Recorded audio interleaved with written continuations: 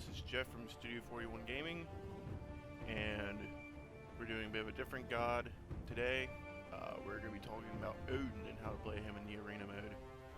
I also have a cold, so I apologize if I am not sounding that good.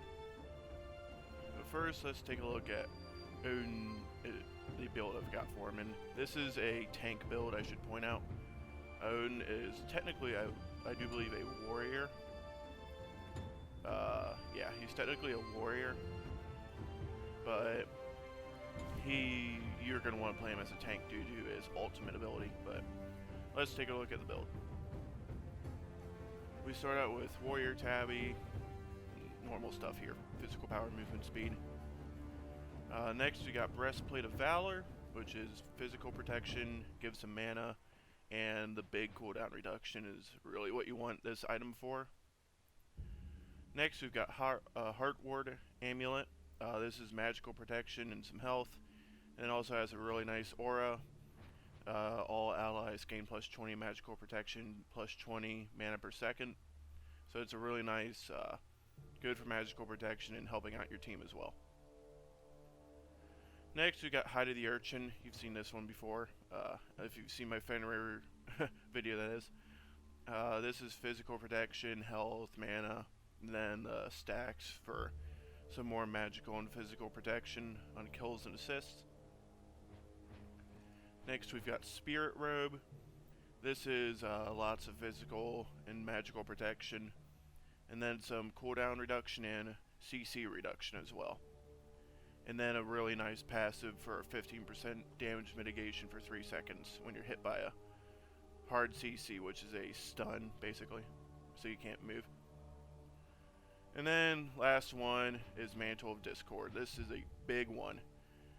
Gives tons of physical and magical protection, some more cooldown reduction to max that out, and then the big passive, if you take damage when you're below 30% health, you unleash a shockwave that stuns all enemies within 20 units for 1 second and gains CC immunity for 1 second. It's kind of a hard one to get, since Odin as a tank, you're not getting a whole ton of gold. But if you can get Mantle of Discord, you basically win. You're not going to die. Next, Relic, we have Purification. And then we have Frenzy. So this is a really nice one for your team. Gives them all 20% power buff for physical and magical for 10 seconds. And then you get that's bonus towards objectives, so that's not really useful in arena. But let's go to his abilities. Odin's passive is when an enemy dies within his ring of spears, which is his ult. He permanently gains physical power, 5 per stack, max of 10 stacks. Not really that useful, but oh well. His first ability is his lunge. It's just a leap, does physical power, standard stuff. And then he's got Raven Shout, which is a shield that lasts for only 4 seconds. But if you combine that, like if you activate your Raven Shout and then leap, when you land, you'll do an extra 25% damage to your leap. And these two abilities early game really hurt enemies, so make sure to use that when you open. But we'll talk more about that later. The next is Gungnir's Might, and it's just he spins around, hits enemies, and slows them. It's not useful for anything other than CCing. It does not do damage. So basically it's just a slow. And then his most famous move, the Ring of Spears. You pop this bad boy down, traps all enemies inside, slows their attack speed by a lot, and they cannot heal at all. So basically they're just stuck in there until the Ring of Spears goes away or they leap out of it. And overall, his God Builder, I think his ability is fine, normal. I wouldn't mess with it much unless you want to build Raven Shout and Lunge up big time early for some extra killing power, but I wouldn't worry about it too much if you're just going standard tank. So let's get to some gameplay and really learn how to play this guy.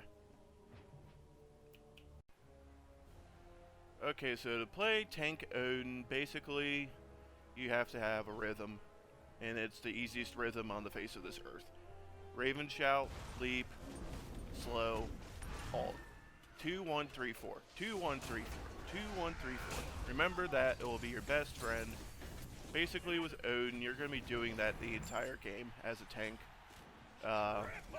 It's pretty standard. It's just how Odin plays if you're tanking with him. You just open with Raven Shout, Leap to do damage. If you're only going after one enemy, then you slow them.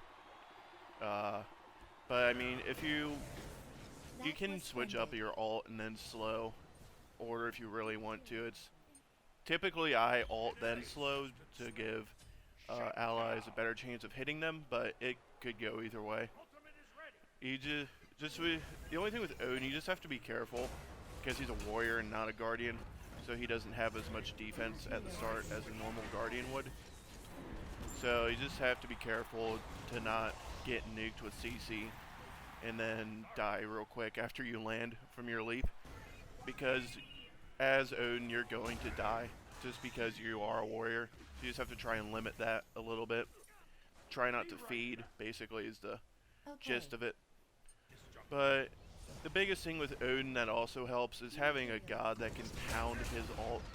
And by that I mean you ult with Odin and then they nuke everyone inside with their ult. So if you have a Zeus on your team, you can get some pretty insane results.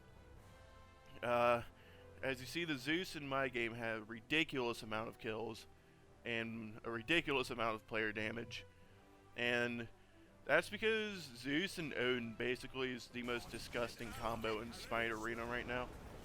It used to be Ares and Cuckoo, I would say, but it's Odin and Zeus right now after the Purification Relic redo.